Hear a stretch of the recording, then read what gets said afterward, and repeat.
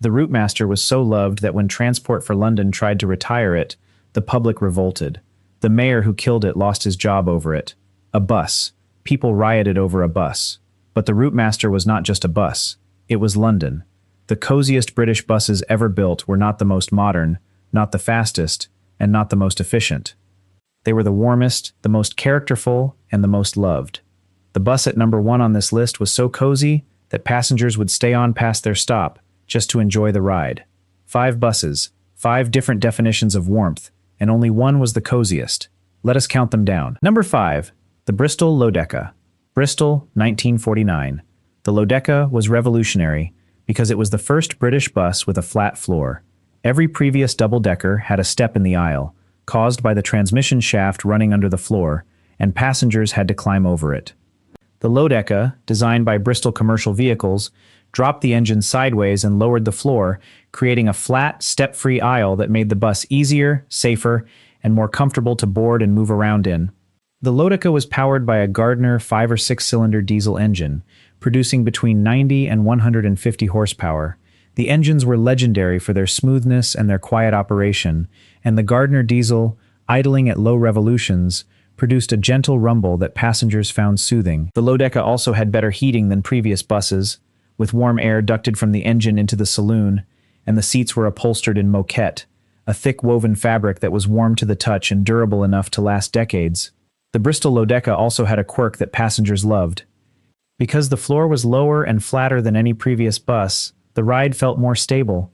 Passengers who were nervous about climbing to the top deck of a traditional double-decker, which swayed and creaked on corners, found the Lodekka reassuringly solid.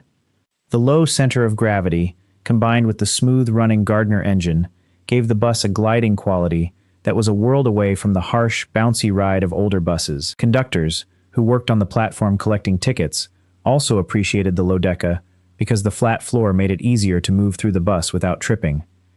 The Lodekka was designed not just for passengers, but for the people who worked on it, and that thoughtfulness was part of its warmth.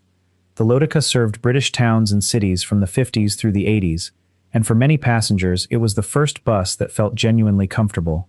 The flat floor, the warm air, the quiet engine, and the soft seats combined to create an experience that was, for the era, luxurious. Production lasted from 1949 to 1968, with roughly 5,000 units built across all variants. Number 4.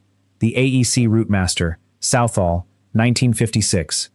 The Routemaster is the most famous bus in the world. The red double-decker with the open rear platform, the hop-on, hop-off design that allowed passengers to board and alight without waiting for doors. The Routemaster was designed by London Transport, in collaboration with AEC, to be the ultimate urban bus. The engineering was extraordinary. The Routemaster was the first bus in the world with an aluminium body, independent front suspension, and power steering. The chassis was lighter than any previous double-decker, and the weight saving translated into better fuel economy, faster acceleration, and a smoother ride. The engine was an AEC 9.6-liter diesel, producing 150 horsepower, and the transmission was semi-automatic, which meant the driver could change gears without a clutch, making the ride smoother. The heating system was advanced for the era, with warm air distributed throughout both decks, and the seats on the upper deck were arranged in pairs with plenty of legroom. The upper deck, with its large windows and views over the London rooftops, was the cozy heart of the Routemaster experience. On a cold winter morning, climbing the spiral staircase to the top deck, finding a seat by the window and feeling the warm air from the heater while watching London pass by, was an experience that millions of Londoners cherished. The Routemaster also had a cultural significance that went beyond transport. The bus appeared in countless films, television shows, and photographs, and it became the visual shorthand for London. When people around the world thought of London, they thought of the red double-decker with the open platform. The bus was as iconic as Big Ben, as recognizable as the Tower Bridge, and as British as a cup of tea.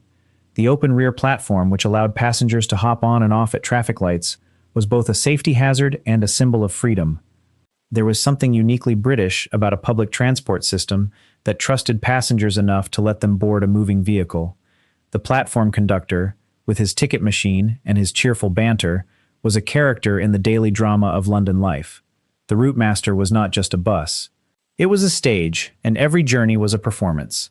The Routemaster served London for 50 years, and production totaled roughly 2,876 units, all built specifically for London transport. A question for you: Routemaster or Lodekka?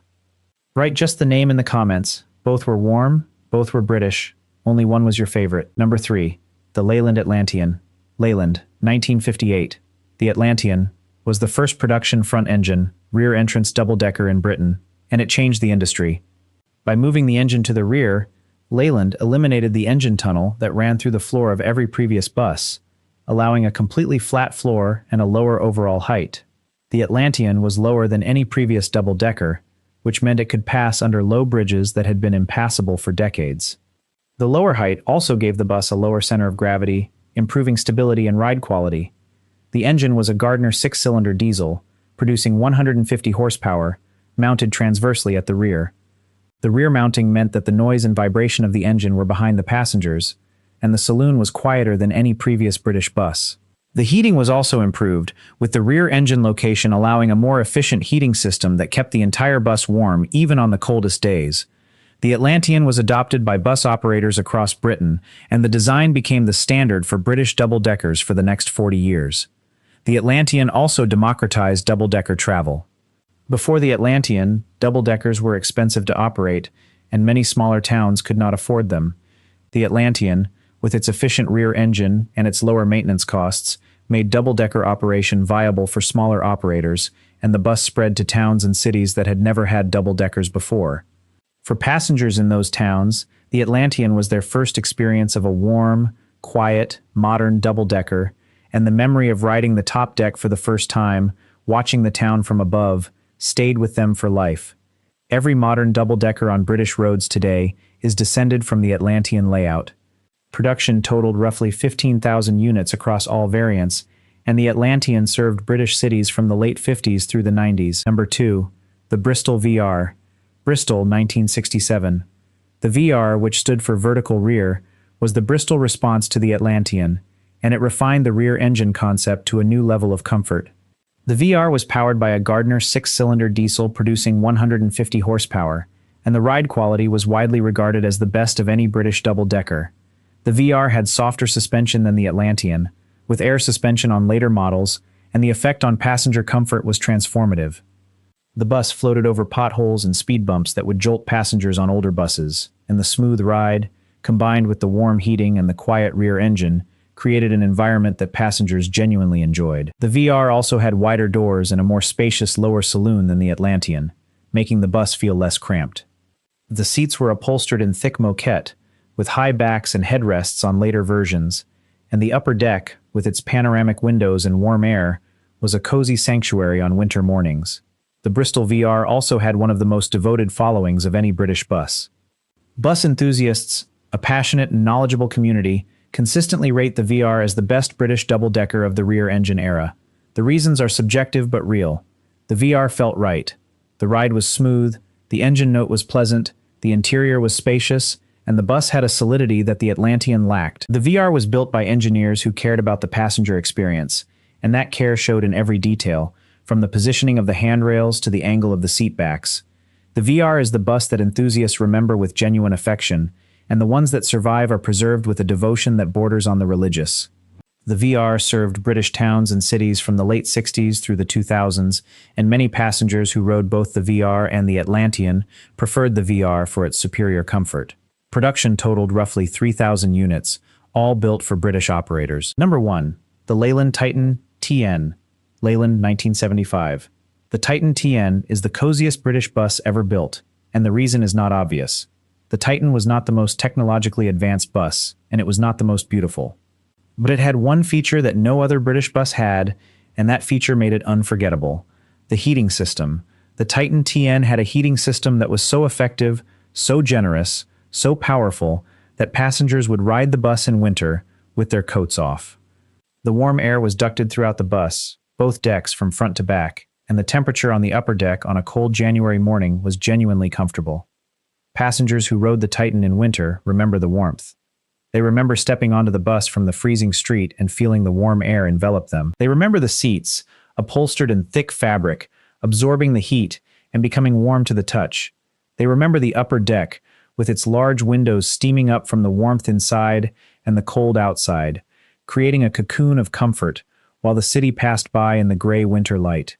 The Titan was powered by a Gardner six-cylinder diesel producing 150 horsepower, mounted at the rear, and the combination of quiet engine, smooth ride, and extraordinary heating made the bus the most comfortable place to be on a cold British morning.